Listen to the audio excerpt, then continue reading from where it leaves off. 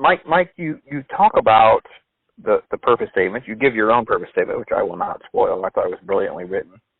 But I think what was more interesting to me was that you quickly then transition into, I thought was more valuable, was that 3 purpose statements. So you have a purpose statement as a husband, a purpose statement as a dad, a purpose statement for your career. Talk about how that is really a big jump from kind of a vague purpose statement. Right. So it's kind of once you get that overarching purpose, then you jump down into what are the roles that I play today, and then what are roles that maybe even there's some roles that you're not playing today that you want to in the future. So, for example, for me, if I just click into my role as a husband, it really helps you get specific about translating your overall purpose statement into, for me, it was, how am I, what's my relationship with my wife like? What does she need from me? So actually, I didn't do this the first time, but the second and third time I've gone through career transitions, I went through the step of sitting down with my wife and saying, what's working well about what's going on with my career, with our relationship?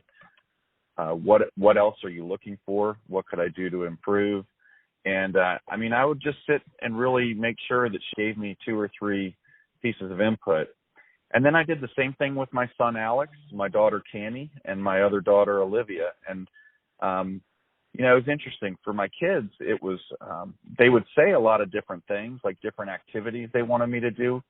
But what I realized was what they wanted was my time. They just wanted my time. Yep.